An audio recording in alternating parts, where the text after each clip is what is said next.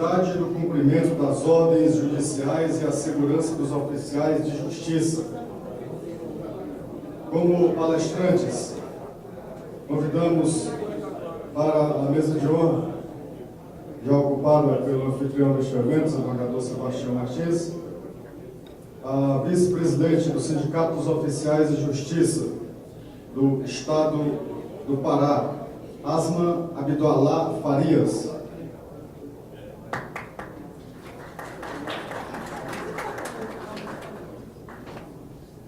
Também como palestrante convidado o diretor financeiro e administrativo da Federação dos Oficiais de Justiça do Brasil, Edivaldo dos Santos Lima Júnior.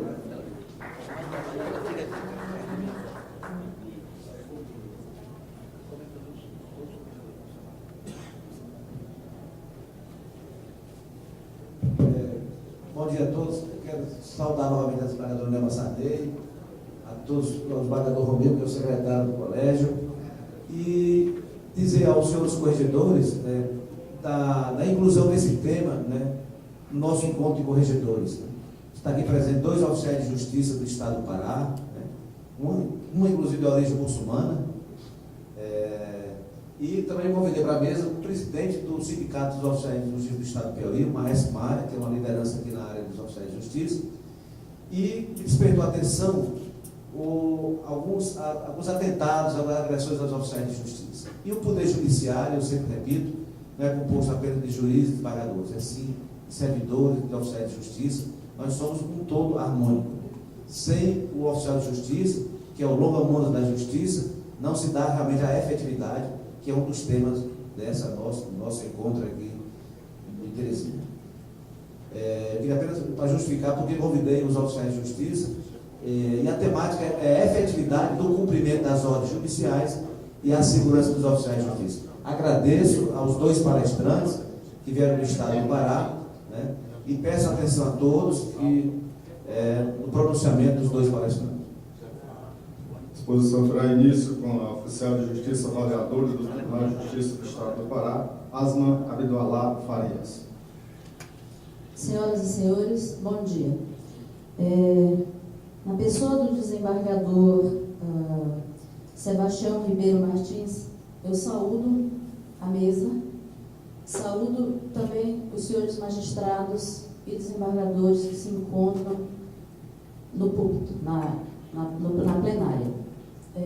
Eu agradeço a Vossa Excelência pela receptividade, pela aceptividade de colher o nosso falar para os desembargadores e magistrados. Parabenizo, inclusive, pela ousadia. O senhor já foi parabenizado hoje pela ousadia de trazer um padre para um evento jurídico, cuja palestra foi perfeita, esplêndida. E eu parabenizo o senhor pela ousadia de dar abertura aos oficiais de justiça num evento até então fechado para desembargadores e juízes.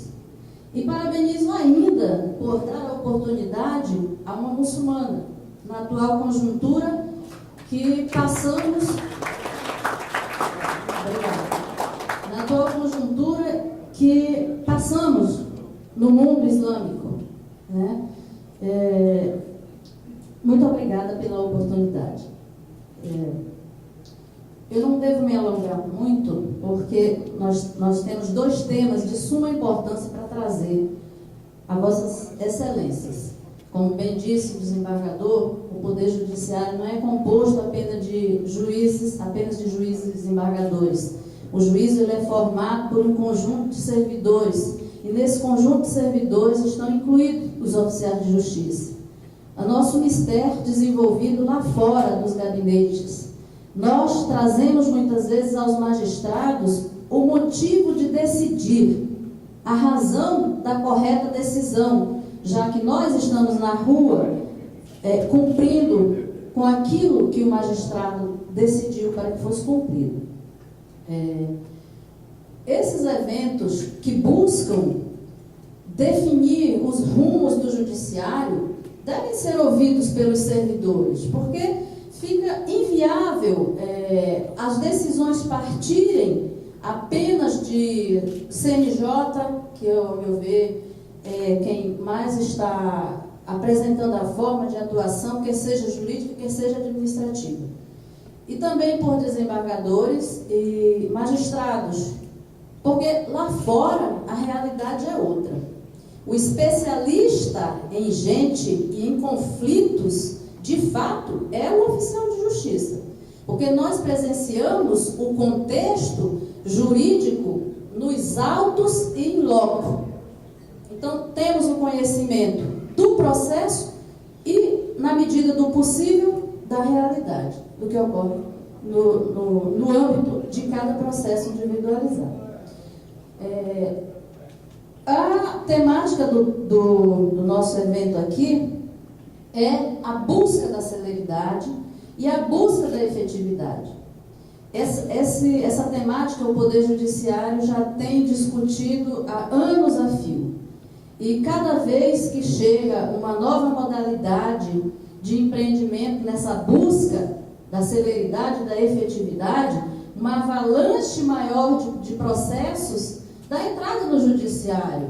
Porque o ser humano, ele é conflituoso e ele quer o seu conflito decidido pelo judiciário. O que ocorre? O que o judiciário, o que é que tem acontecido de acordo com o meu parco conhecimento? A parte entra em conflito, ela não consegue resolver o seu conflito, ela passa por um advogado, graças a Deus, passei o meu conflito para o advogado, agora vai ser resolvido. O advogado peticiona para o juiz, graças a Deus, eu já peticionei, agora o juiz civil decida. O juiz decide, graças a Deus, decidi. A parte inconformada recorre. Aí o juiz, graças a Deus, ele agora recorreu ao desembargador. Já não tem mais nada a ver com isso. E nisso vai. O processo anda. Passa 1 ano, 2 anos, 3 anos, 4 anos para sair uma decisão. Muitas vezes a decisão, quando sai, já perdeu o seu objeto. Ou a parte já se conformou com a sua perda, ou ela já fez uma composição, ela mesma com a outra parte. Então, o que ocorre? As prateleiras do judiciário continuam abarrotadas. O número de mandados para cumprimento pelo oficial de justiça é uma coisa humanamente impossível. Hoje se trabalha vários projetos para se chegar a uma forma de como diminuir esse montante de serviço. Porque o corpo judiciário, composto pelos seus servidores, ele é insignificante diante do número de demandas. Como já foi falado aqui, um mar de demandas. Nós estamos na atividade sindical há 2 anos e meio, já tivemos algumas contribuições.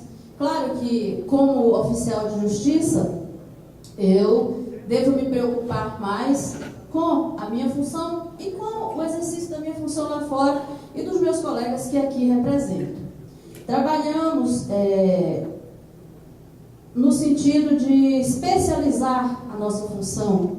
Lógico, quem é beneficiado com isso é o Poder Judiciário e a sociedade jurisdicionada.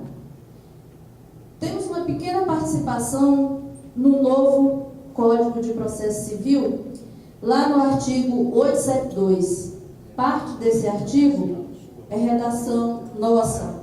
E a finalidade, quando conversamos com o Dr. Fred Didier, é especializar a mão de obra do oficial de justiça, é trazer para a sociedade que já está cansada de pagar as custas, uma forma de ter um gasto a menos. Quando colocamos naquele artigo a forma como deve ser o laudo de vistoria, o laudo de avaliação feita pelo oficial de justiça.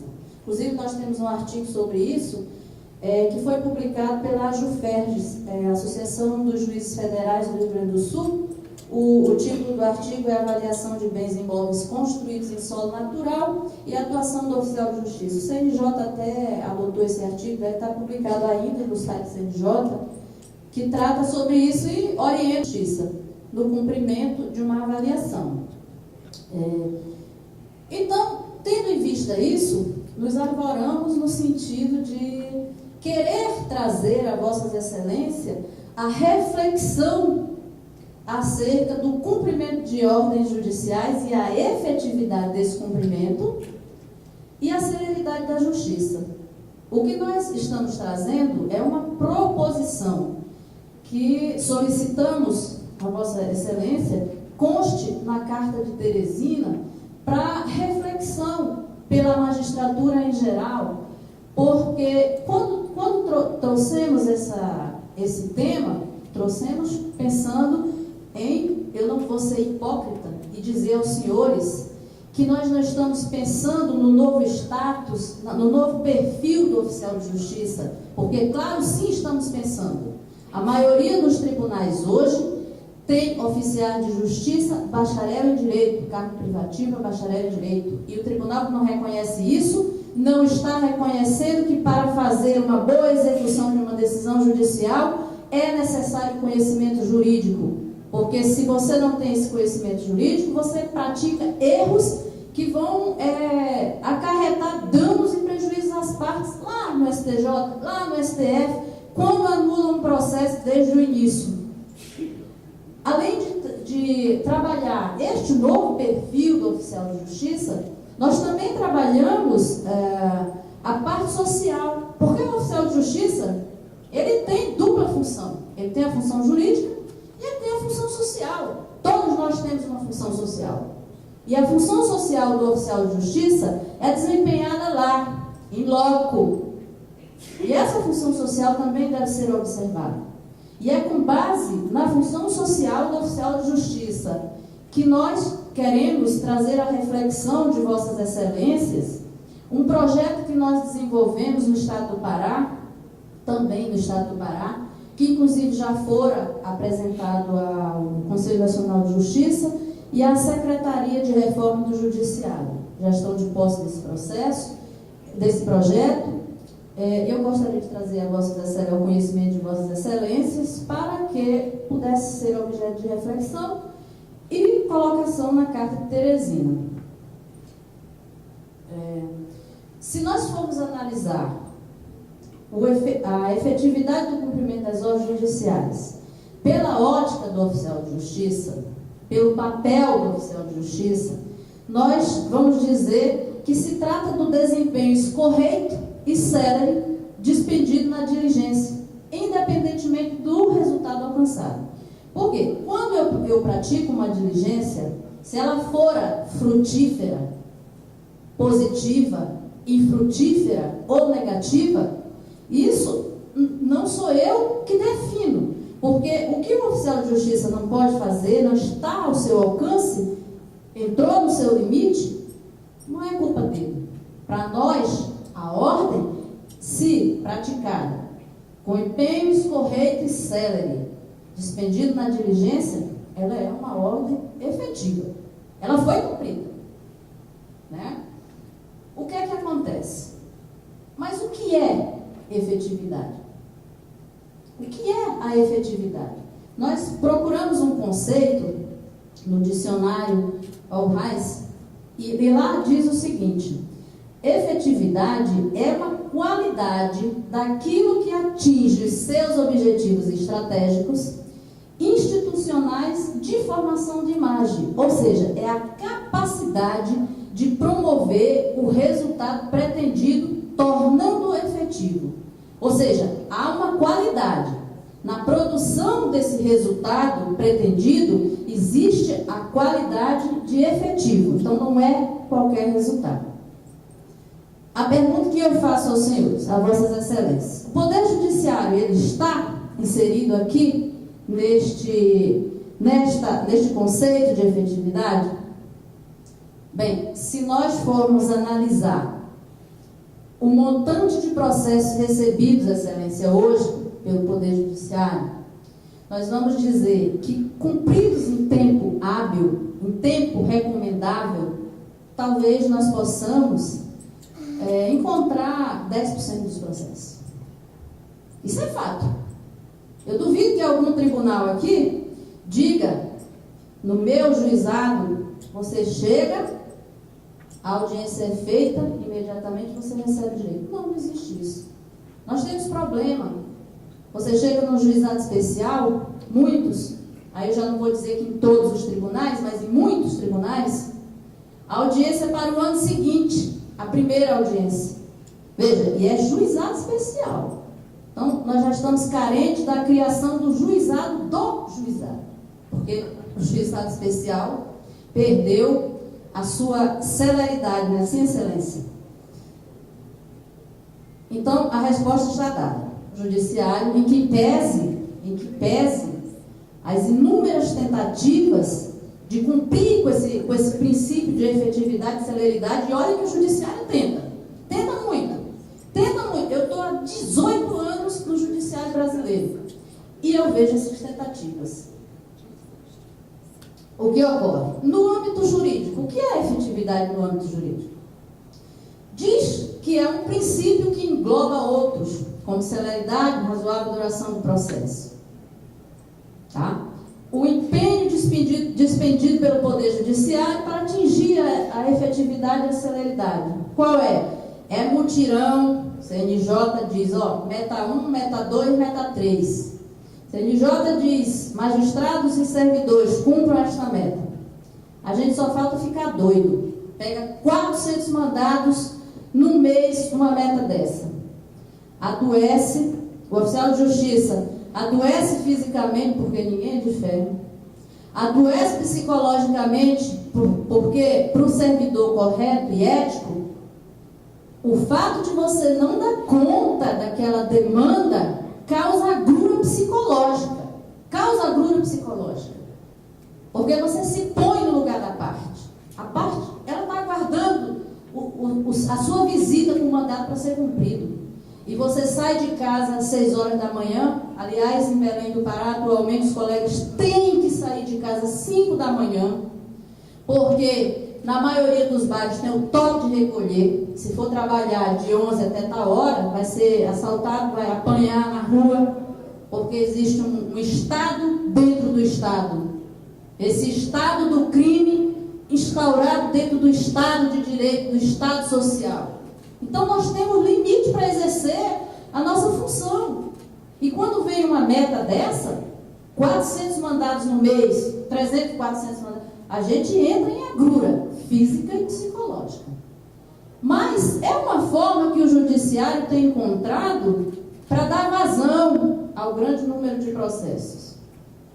Vem a questão do processo eletrônico, que é muito necessário ao Poder Judiciário, que já está inserido, mas é mais necessário ainda que se aperfeiçoe no processo eletrônico, porque a informatização, de forma geral, ela contribui muito para a celeridade e a efetividade. Ontem foi colocada a audiência de custódia, né? Eu até coloquei aqui. Certamente é uma forma de dar efetividade e acelerar o processo.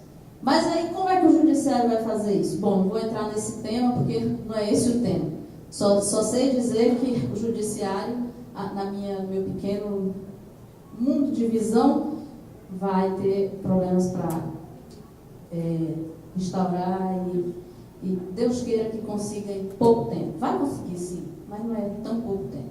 Aí vem o novo Código de Processo Civil. O novo Código de Processo Civil, ele diz o seguinte, capítulo 2, dos auxiliares de justiça, seção 5. Lá, o legislador fala sobre a função, fala sobre o auxiliar da justiça. E ele colocou duas figuras, o mediador e o conciliador judicial. Ou seja, o legislador, ele diz, a função de conciliar não é uma função exclusivamente judicante.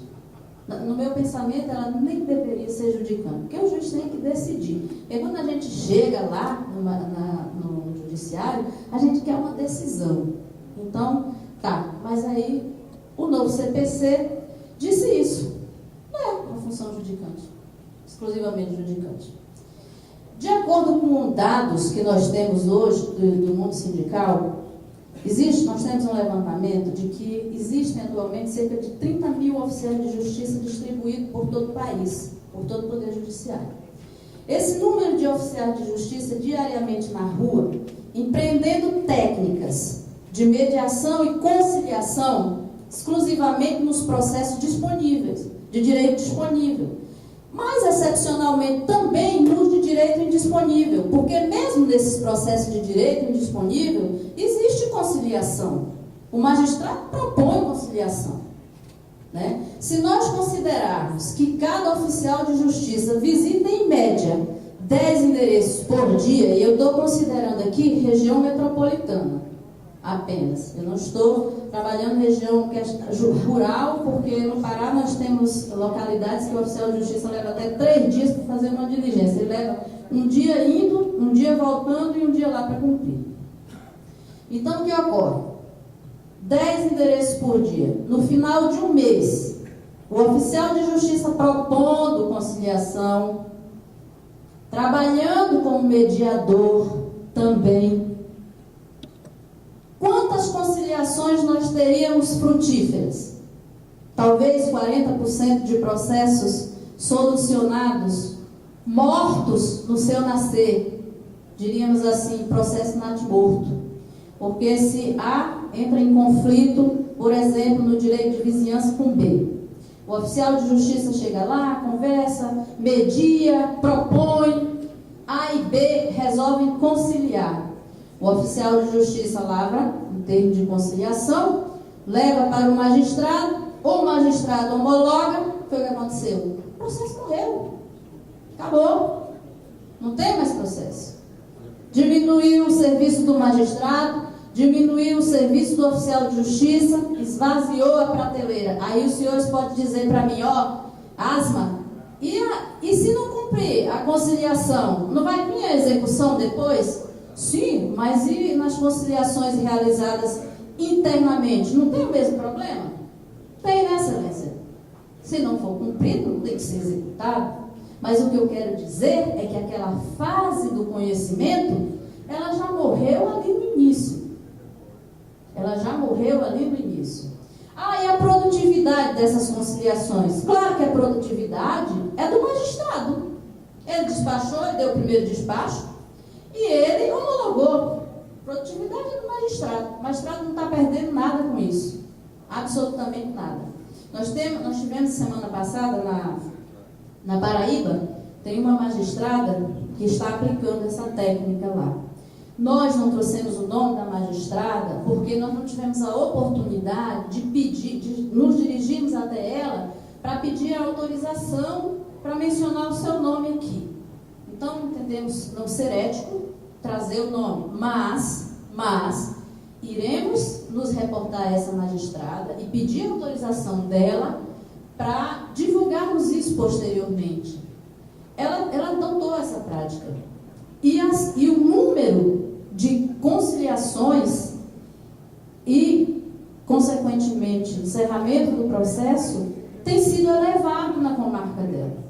Nós temos um magistrado em Belém do Pará que também já passou a colocar nos seus mandados, empreende-se o oficial de justiça, esforços no sentido de verificar a conciliação. Ou seja, temos também Itaituba, né? Nós tivemos o último, Itaituba. Recife já é outro estado, é no nosso estado. Nós temos esses dois magistrados. Em Recife, o corregedor de justiça ouviu uma palestra, o presidente, né, do tribunal, uma palestra ministrada pelo Edivaldo sobre este tema, oficial de justiça conciliador. Está tentando já implementar essa modalidade dentro do seu tribunal. Que mal há nisso? Há ilegalidade? Não, se o CPC diz mediadores e conciliadores judiciais, mas ele não diz quem é, não vislumbro nenhuma ilegalidade se as corregedorias adotarem esse sistema.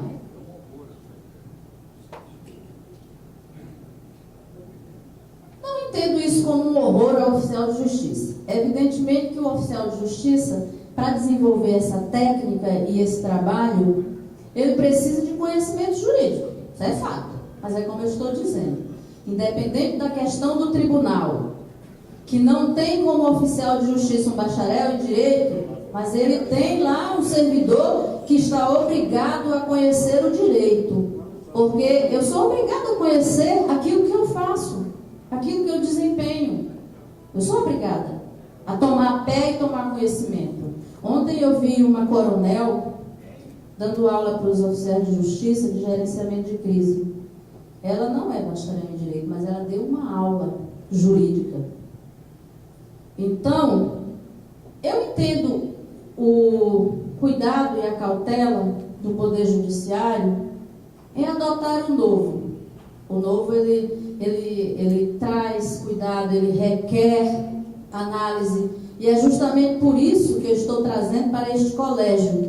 É para que seja objeto de reflexão e de análise. Reflexão e análise, porque o oficial de justiça está nas ruas todos os dias ao lado do jurisdicionado. Ao lado do jurisdicionado. Nós nos tornamos especialistas em gente, em conflito social. Quem quiser saber sobre conflito social, chame um oficial de justiça que você vai saber. Todo tipo de conflito, nós temos conhecimento. Nós sabemos como funciona, a melhor forma de abordagem, como chegar, como cumprir uma ordem judicial satisfatoriamente. Então, se trata apenas do reconhecimento dessa possibilidade de se trazer mais essa incumbência ao oficial de justiça.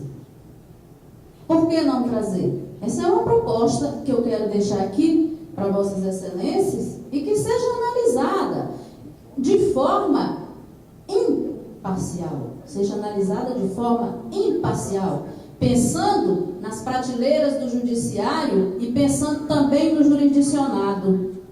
Porque mesmo que a conciliação não seja aqui comigo, porque para a maioria é, o modelo de justiça, porque uma conciliação ela traz perda para ambos os lados. Se não é perda, é concessão. Eu abro mão disso e você abre mão disso para nós chegarmos a uma composição. Gente, isso é assim até no estado de guerra. Se não houver uma conciliação, a guerra não acaba nunca. Então, assim, se o judiciário, através do CNJ, se empenha na questão da conciliação, o carro-chefe do CNJ é a conciliação. A menina dos olhos do CNJ é a conciliação. E por que não poderia o oficial de justiça ser o veículo conciliador judicial? Onde é que está o impedimento? Não existe impedimento, excelências. O que existe é restrição e medo. Se não é medo, é cautela. Então, estamos numa conjuntura de judiciário brasileiro que deve ser melhor analisada do ponto de vista de quem está lá fora. Veio agora no novo CPC também que os processos devem ser julgados na medida de seu ajuizamento. Ou seja, é como se houvesse uma ordem de prioridade pela entrada. É isso. Isso é bom. Claro que é bom. É muito bom quem entrou em segundo ter a sua decisão em segundo, quem entrou em primeiro ter a sua decisão em primeiro. Mas isso não vai resolver muita coisa. Porque isso não significa que vai diminuir o montante de trabalho dos magistrados, dos oficiais de justiça, das secretarias, não. Só é uma ordem cronológica.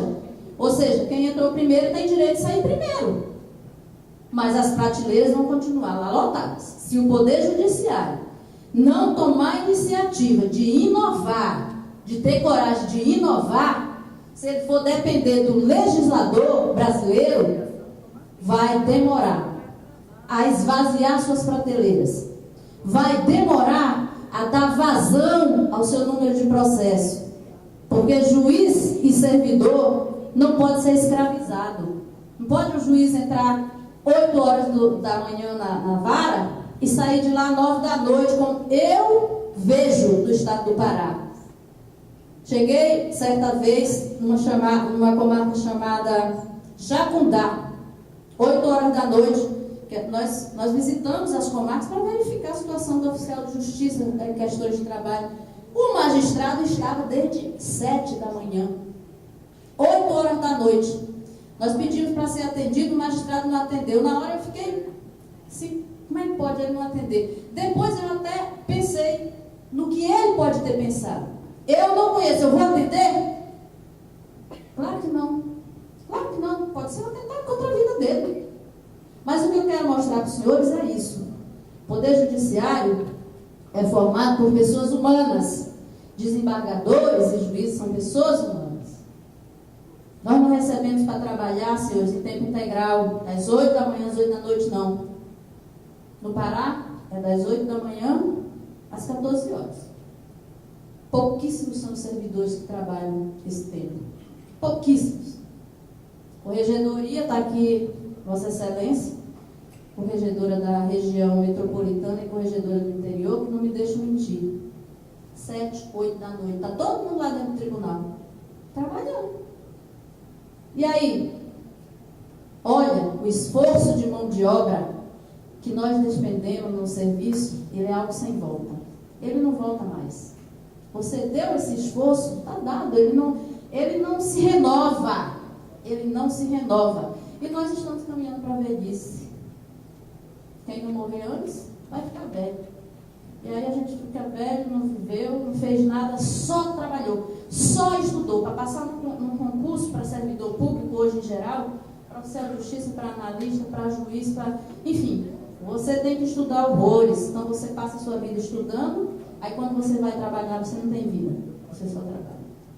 Então, era essa a mensagem que eu gostaria de trazer para Vossas Excelências e trouxe.